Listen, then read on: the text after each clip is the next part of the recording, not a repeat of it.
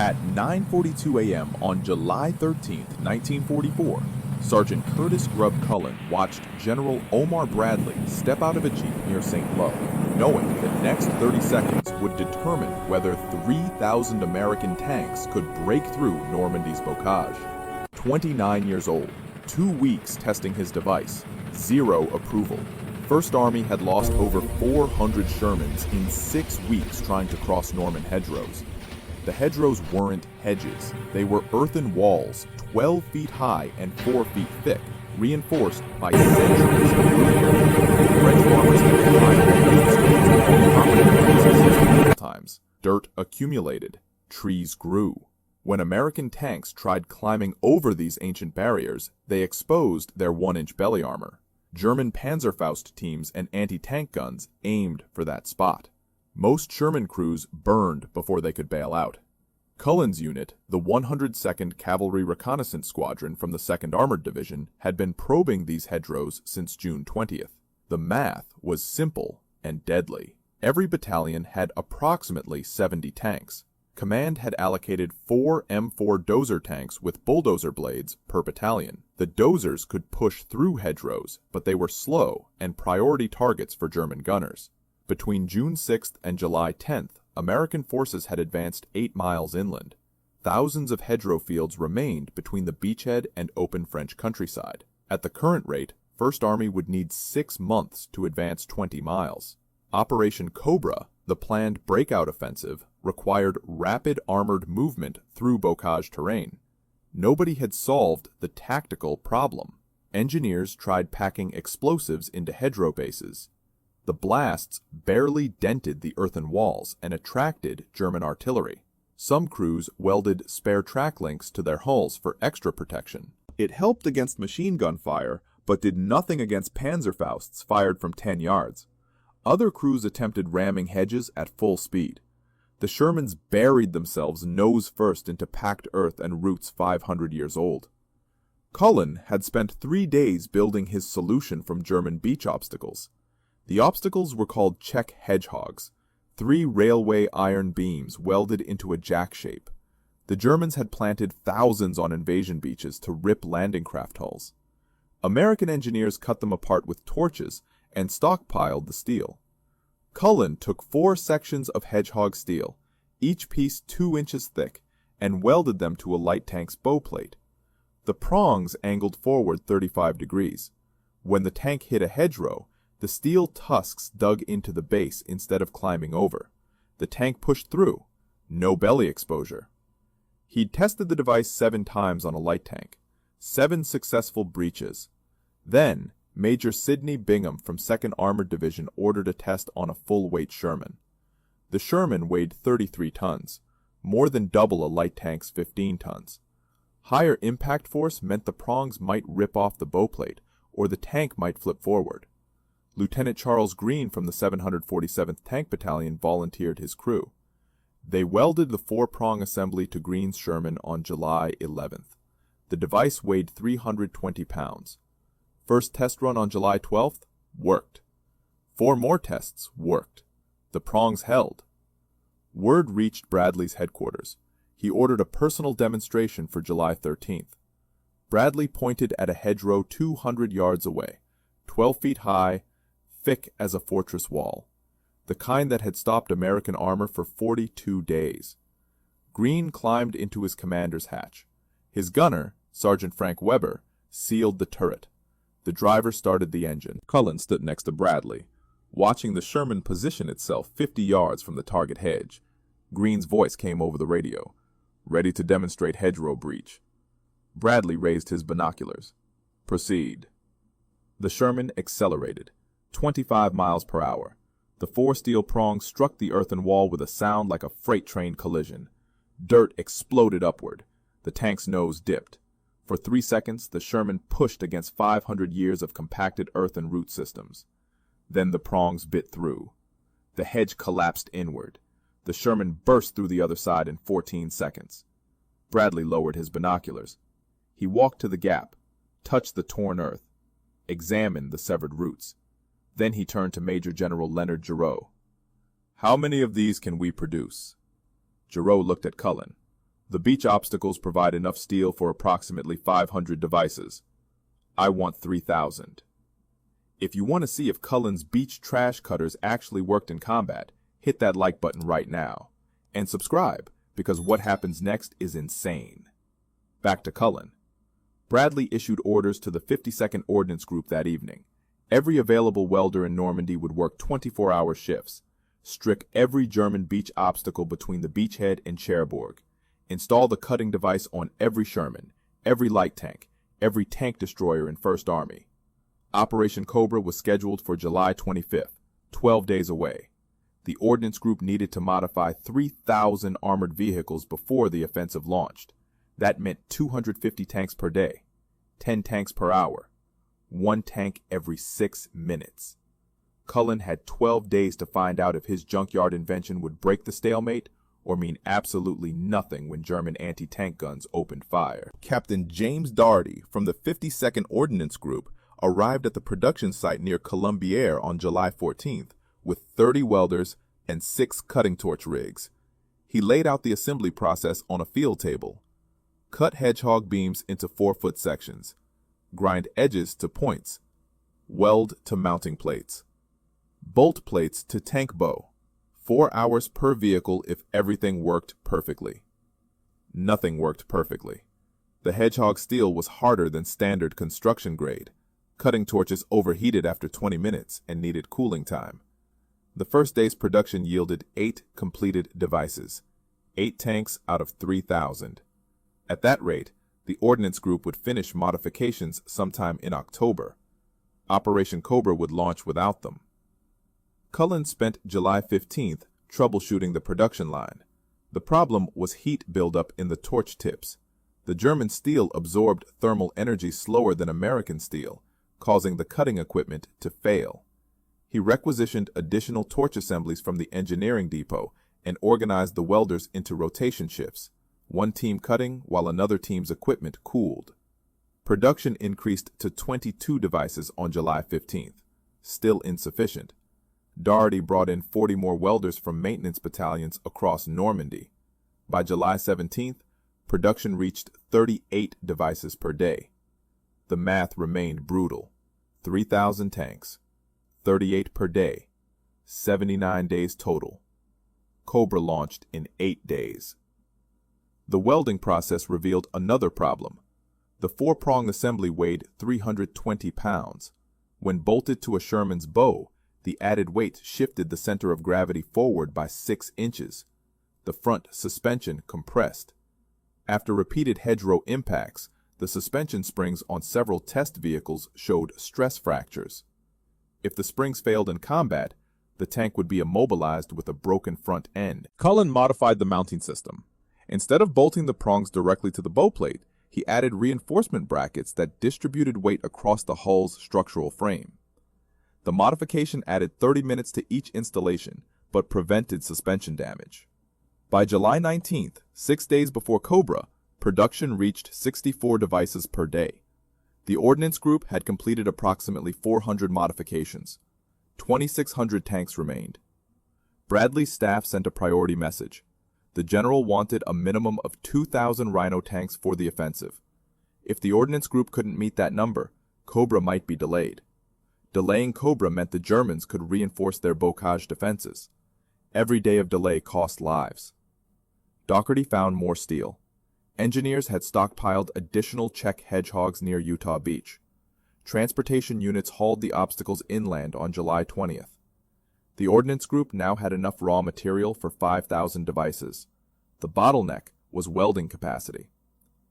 Culin contacted maintenance sections from units not scheduled for Cobra's first wave. Tank recovery teams had welding equipment for field repairs.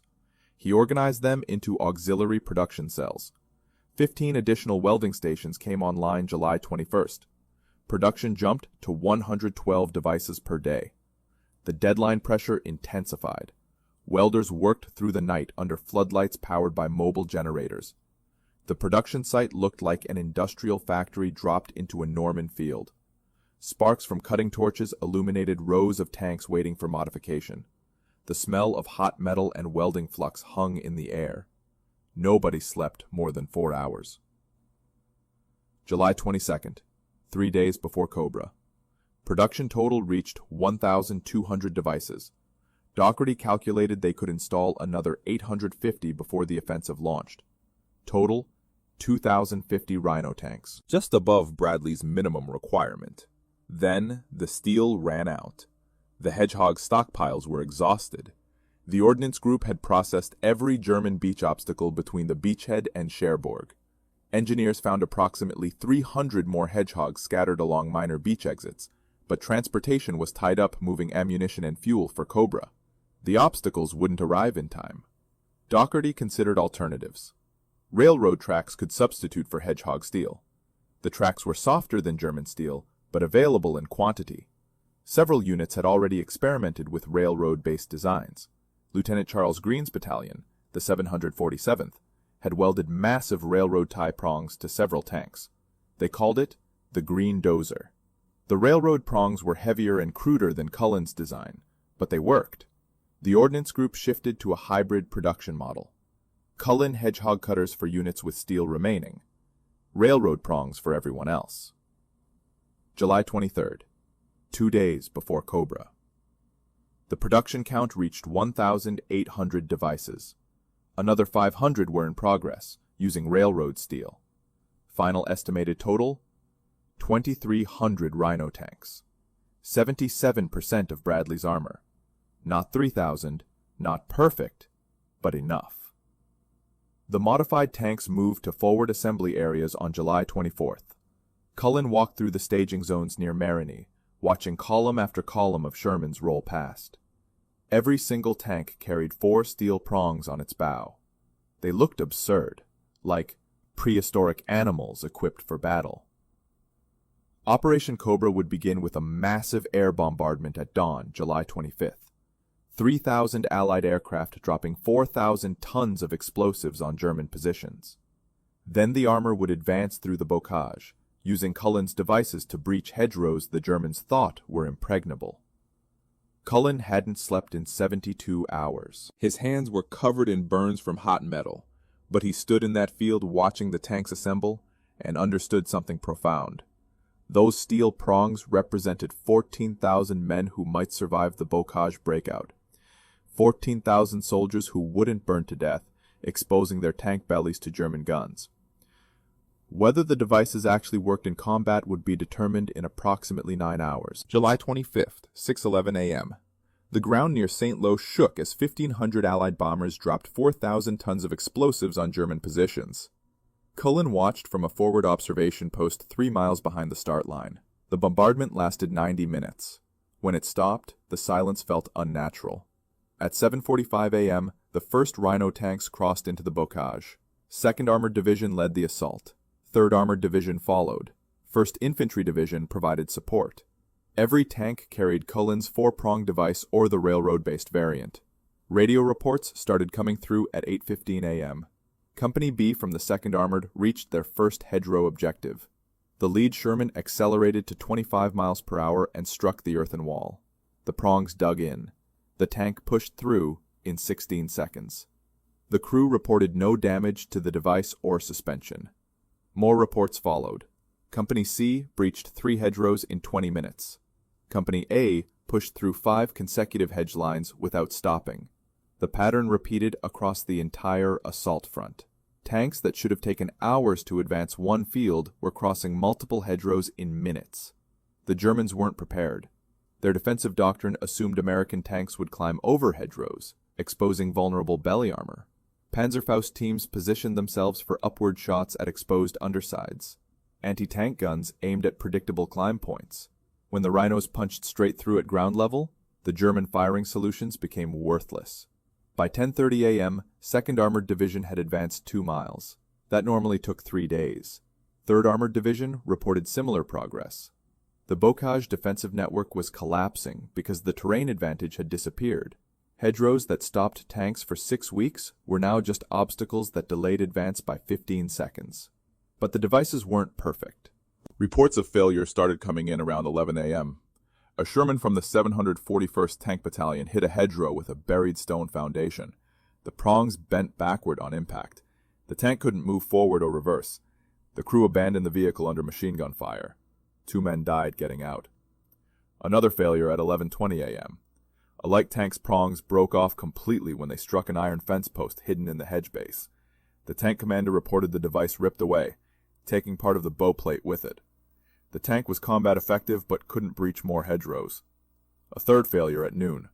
A tank destroyer with railroad prongs hit a hedge at 30 miles per hour, too fast. The impact buckled the mounting brackets. The prongs twisted sideways and jammed the right track. The vehicle was immobilized. The failure rate was approximately 4%. 4 failed breaches out of every 100 attempts. Not catastrophic, but significant. 4% of 2,300 tanks meant 92 devices would fail during Cobra. 92 crews potentially trapped in open fields with German guns targeting them. Culin monitored the radio traffic from the observation post. Most reports were positive.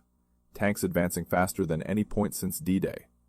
But those failure reports gnawed at him. 4%. 92 tanks. 460 men. At 1:30 p.m., a report came through that changed everything. A battalion from 3rd Armored Division had reached the Marigny-St. Gilles Road. That was 4 miles inland. 4 miles in 6 hours. The same distance had taken 2 weeks in June. By 3 p.m., advanced elements were 5 miles inland. German units were retreating because they couldn't establish new defensive lines fast enough. The bocage terrain that protected them had become useless. American armor was moving through it like open ground. Bradley's headquarters issued an assessment at 4:15 p.m. Operation Cobra was succeeding beyond projections. The Rhino tanks had solved the bocage problem. Estimated German casualties were 3 times higher than American losses. The defensive stalemate was broken. Culin left the observation post at 5 p.m. He drove back toward the production site at Colombière. The welding stations were abandoned now. All the tanks had moved forward. The field was empty except for cut steel scraps and burnt-out torch tips. He sat on a Jeep hood and tried to process what happened. A sketch on a ration box 3 weeks ago. Beach obstacle steel welded to tank bows. And now the entire Normandy front was moving because tanks could punch through hedgerows instead of climbing over them. The failure rate bothered him. 4% meant the design wasn't perfect. Stone foundations, hidden fence posts, impact speeds, variables he hadn't tested. 92 crews paying the price for those gaps. But 2,200 devices worked. 14,000 men advancing through terrain that should have killed them. The math was brutal but clear. 4% failure was better than 60% casualties from exposed belly armor. As the sun set, he could hear artillery fire in the distance. The front had moved 8 miles inland. 8 miles in 1 day. The bocage was behind them now. July 26th. Bradley's headquarters issued production orders for additional hedgerow cutters. Units advancing beyond the bocage were encountering scattered hedge lines in interior France. The devices remained useful. The Ordnance Group received authorization to produce another 500 units using remaining railroad steel. By July 28th, the production count reached 2,850 modified tanks. That represented approximately 60% of First Army's armored vehicles. The remaining 40% were specialized vehicles that couldn't mount the devices or units held in reserve.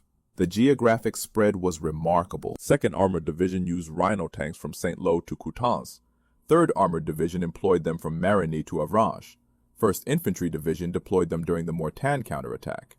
4th Armored Division received devices on July 30th and used them advancing toward Brittany. Different units adapted the basic design.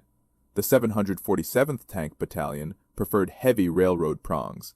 The 2nd Armored Division standardized on Culin's lighter hedgehog steel version. Some tank destroyer units welded shorter 3-prong variants to preserve gun traverse. Light tank crews used 2-prong versions to reduce weight. Maintenance units developed field repair procedures. Bent prongs could be straightened with hydraulic jacks. Broken welds could be re-welded in 30 minutes. Completely destroyed devices could be replaced in 2 hours if spare prongs were available. The production site at Colombière became a repair depot, processing damaged devices and returning them to service. The tactical impact extended beyond hedgerow breaching. German units retreated faster because they couldn't establish defensive positions. Panzer divisions withdrew toward the Seine River. American armor advanced 40 miles in 8 days. The Falaise pocket formed because German units couldn't escape the encirclement. Rhino tanks blocked retreat routes through bocage terrain. Intelligence reports from captured German officers revealed their perspective. They called the devices hedge devils or iron tusks. Several prisoners stated they abandoned defensive positions when they realized American tanks could breach any hedgerow. One German company commander reported his anti-tank gun crew fled after watching 3 Shermans punch through hedges they considered impenetrable. By August 5th, the bocage campaign was effectively over. American forces had broken through into open French countryside. The hedgerow problem that stopped them for 6 weeks had been solved in 12 days. Bradley's staff calculated the Rhino devices accelerated the breakout by approximately 4 to 6 weeks. The statistical impact was significant. Between July 25th and August 10th, American tank casualties dropped 37% compared to June and early July. That represented approximately 300 tanks not destroyed and 1,500 crew members not killed or wounded. The 4% device failure rate was negligible compared to the casualty reduction. Not all units kept their devices. As tanks advanced beyond Normandy into regions without dense hedgerows, crews began removing the prongs. The 320-pound weight penalty affected fuel consumption and top speed on roads. By mid-August, approximately 40% of Rhino tanks had removed their cutters. Some units retained them. 4th Armored Division kept their devices through September, encountering occasional hedgerow terrain in eastern France. The 2nd Armored Division stored removed prongs on supply trucks in case they needed reinstallation. Several tank destroyer battalions kept lighter versions permanently mounted. The devices were still in use on September 2nd, when American forces liberated Paris. A few Rhino tanks participated in the liberation parade, their steel prongs still visible on the bow plates. French civilians didn't know what the strange metal tusks meant. American tankers knew. Those prongs represented the difference between dying in a Norman field and reaching Paris. Culin watched the advance from Normandy. Bradley's staff had reassigned him to training duties, teaching new replacement crews about hedgerow tactics. He spent August demonstrating breach techniques at a training ground near Isigny. On August 15th, a courier delivered a message from Bradley's headquarters. General Bradley wanted to see him. Immediately. No explanation provided. Culin drove to headquarters wondering if something had gone wrong. 4% failure rate. 92 trapped tanks. Maybe command wanted explanations. He arrived at 1700 hours and reported to Bradley's office. The general was waiting with several staff officers. Bradley held a folder with official letterhead visible, and Culin realized this wasn't about failures. Bradley gestured to a chair. Culin sat. The general opened the folder and slid a document across the desk. It was a recommendation for the Legion of Merit, signed by Bradley, co-signed by Major General Leonard Giroux. "You're being awarded the Legion of Merit for exceptionally meritorious conduct," Bradley said. "Your hedgerow cutting device directly contributed to the success of Operation Cobra and saved an estimated 1,500 American lives." Culin stared at the document. The Legion of Merit was the 4th highest military decoration. Officers received it for campaign-level contributions. Sergeants almost never qualified. "Sir, I just welded some steel to tanks." "You solved a tactical problem that stopped 1st Army for 6 weeks. Every tank commander from here to Paris knows your name. The device is officially designated the Culin hedgerow cutting device in Army records. You earned this." The ceremony took place on August 20th at a field near Saint-Lô. Bradley personally pinned the medal to Cullin's uniform. Approximately 200 officers and enlisted men attended. Several tank commanders whose crews used the devices were present. Lieutenant Charles Green from the 747th Tank Battalion was there. He'd breached 47 hedgerows during Cobra without losing a single crew member. The citation read at the ceremony credited Culin with exceptional ingenuity and technical skill in developing a device that overcame formidable terrain obstacles and facilitated the Allied advance through Normandy. It mentioned the production of 2,850 devices and the estimated casualty reduction. News of the award reached other Allied armies. British tank units requested technical specifications for the device. The British Army's 21st Army Group produced approximately 300 similar designs, though they called them prongs instead of rhinos. Canadian armored divisions manufactured 200 devices using salvaged German steel from their own beach sectors. The Soviet Union received technical drawings through Lend-Lease channels, but never adopted the design. Soviet tank doctrine emphasized overwhelming force rather than terrain adaptation. They solved bocage-type problems by concentrating artillery fire until obstacles ceased to exist. The Culin device appeared in training manuals by September. The Army's Armored Force School at Fort Knox added hedgerow breaching techniques to its curriculum. New tank crews learned the tactical doctrine: approach at 25 miles per hour, strike the hedge base, maintain forward momentum for 15 seconds, clear the opposite side, continue advance. Field modifications continued through autumn 1944. Some crews added steel teeth to the prongs for better earth penetration. Others welded angled deflector plates to prevent the prongs from catching on buried obstacles. A few innovative crews created folding versions that could be retracted when not needed. The devices saw limited use after Normandy. The terrain beyond the bocage didn't require specialized breaching equipment. By October, most units had removed and stored their prongs. The few hedgerow encounters in Belgium and Germany were handled with standard dozers or infantry explosives, but the tactical lesson remained. Field improvisation using available materials could solve problems that stopped entire armies. Senior officers began encouraging similar innovation. When American forces encountered dragon's teeth anti-tank barriers in Germany, engineers developed improvised ramps from rubble and steel beams. The precedent came from Culin's beach obstacle solution. Culin returned to the 102nd Cavalry Reconnaissance Squadron on August 25th. His unit was advancing through northern France toward Belgium. He resumed duties as a cavalry sergeant. No special treatment. No headquarters assignment, just regular reconnaissance work. He participated in combat operations through September and October. His unit crossed into Germany in November. The war continued. The Rhino tanks were largely forgotten by then. New problems required new solutions. The bocage was 600 miles behind the front lines. The 102nd Cavalry reached the Elbe River in April 1945. Germany surrendered on May 8th. Culin had served 3 years in combat. He was 30 years old. The war was over. He returned to the United States in June 1945 and received his discharge papers. The Legion of Merit was listed in his service record. So was his role in developing the hedgerow cutter.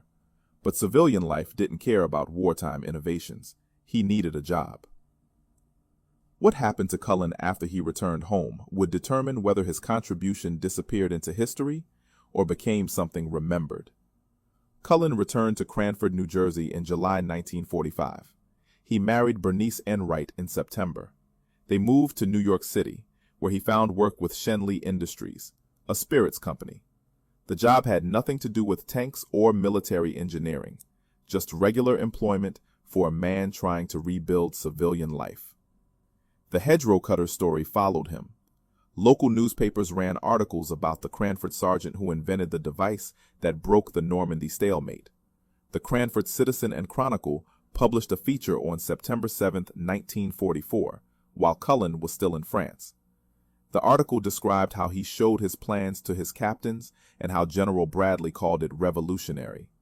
But national recognition was limited. The war continued through 1945. Other innovations and battles dominated news coverage: the atomic bomb, victory in Europe, victory in Japan.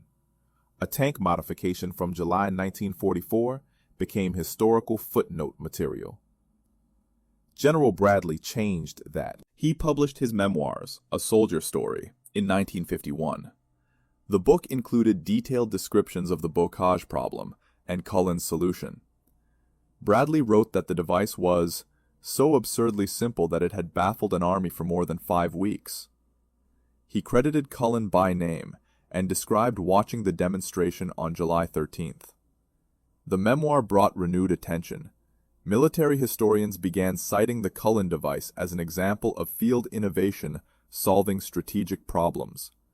The Army's official history of the European theater, published in 1953, dedicated several paragraphs to the hedgerow cutters and their impact on Operation Cobra. But Culin himself remained relatively unknown outside military history circles. He worked at Schenley Industries through the 1950s. He was a member of the Sons of the American Revolution, connecting to his family's Revolutionary War heritage through Colonel Curtis Grubb. He lived quietly in New York City. No interviews, no speaking engagements, just a regular life. The tactical doctrine inspired by his innovation had lasting impact. The Army revised field manuals to emphasize improvised solutions using available materials. Training programs taught officers to encourage enlisted innovations rather than waiting for official equipment. The concept that a sergeant could solve a strategic problem became institutionalized. NATO forces adopted similar approaches. British, Canadian, and French armies developed their own field modification protocols. The Soviet Union, despite rejecting the hedgerow cutter itself, began allowing more tactical flexibility at lower command levels. The precedent set in Normandy influenced Cold War military doctrine. The actual devices mostly disappeared. A few Rhino tanks were preserved in museums. The Patton Museum at Fort Knox displayed a Sherman with original hedgerow prongs. The National World War II Museum in New Orleans later acquired a similar example. But most of the 2,850 devices were scrapped or lost. The engineering principles survived. Modern combat engineers study the Culin device as a case study in rapid field adaptation. The concept of using enemy obstacles as raw materials for friendly innovations appears in current military training. Army engineers in Iraq and Afghanistan applied similar thinking when developing counter-IED equipment. Curtis Culin died on November 20, 1963, in Greenwich Village, Manhattan. He was 48 years old. The obituary and local papers mentioned his Legion of Merit and his role in developing the hedgerow cutter. But the notice was brief. Few people outside military history remembered the innovation or its significance. 1 year later, something unexpected happened. President Dwight Eisenhower gave a television interview to CBS correspondent Walter Cronkite on the 20th anniversary of D-Day. Cronkite asked about the bocage problem. Eisenhower told the story of the hedgerow cutter. He described Culin by name. He explained how the device changed the campaign. The interview aired on June 6, 1964. Millions of Americans watched. Eisenhower's endorsement, delivered on national television by a former Supreme Allied commander, transformed the hedgerow cutter from footnote to legend. Culin wasn't alive to see it, but his contribution finally received the recognition it deserved. The interview footage was filmed in actual Normandy hedgerow country. Eisenhower stood in a field near St. Lo, showing Cronkite where the original demonstration occurred. The hedgerows were still there. 20 years later, still 12 feet high, still formidable obstacles.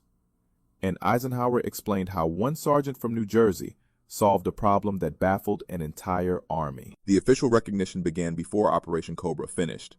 On July 28, 1944, 1st Army Headquarters issued Technical Bulletin TB-ORD 231. The bulletin officially designated the device as Hedgerow Cutting Device M1 Culin type. It included installation specifications, tactical employment guidelines, and maintenance procedures. The designation meant the improvised modification had become standard Army equipment. Supply depots stocked replacement prongs. Maintenance units carried welding specifications. Training manuals incorporated breach techniques. A field invention created in 3 days had entered official military doctrine in 3 weeks. 3rd Army adopted the device when it became operational on August 1st. General George Patton's forces received approximately 500 cutters for their advance across France. Patton's after-action reports credited the devices with enabling rapid movement through scattered bocage terrain in Brittany and eastern France. 9th Army received technical specifications in September when it deployed to Europe. They manufactured approximately 200 devices using salvaged German steel from fortifications. The production happened at forward depots rather than Normandy beaches, proving the concept could be replicated anywhere steel and welding equipment existed. The British 21st Army Group formally requested American technical assistance on August 5th. British engineers visited the Columbier's production site and studied the design. They created their own variant called the Prong Device Mark I. Canadian forces developed similar equipment designated Obstacle Cutter Improvised Type A. Supreme Headquarters Allied Expeditionary Force issued a commendation for innovative field engineering on August 15th. The commendation cited the hedgerow cutter as an example of enlisted initiative solving operational problems. SHAEF distributed the citation to all Allied armies in Europe. It emphasized that tactical solutions could originate from any rank. The statistical analysis completed in September quantified the impact. First Army's Operational Research Section compared casualty rates before and after Rhino deployment. Tank losses dropped from 8.3% per engagement to 4.7%. Crew casualties decreased 37%. Time required to advance through bocage terrain decreased by 73%. The economic calculation was equally significant. Each destroyed Sherman cost approximately $63,000 in 1944 currency. Each hedgerow cutter cost approximately $40 in scrap steel and 12 man-hours of labor. The devices saved an estimated 300 tanks during Cobra. That represented $18.9 million in preserved equipment, not counting the value of trained crews. The Armored Force Board at Fort Knox reviewed the device in October 1944. Their report recommended incorporating hedgerow breach training into basic tank crew qualification. The recommendation was implemented in November. Every American tank crew trained after that date learned Culin's techniques. Field Manual FM 1733, the Armored Battalion, received an update in December 1944. The update included a full chapter on obstacle breaching using improvised cutting devices.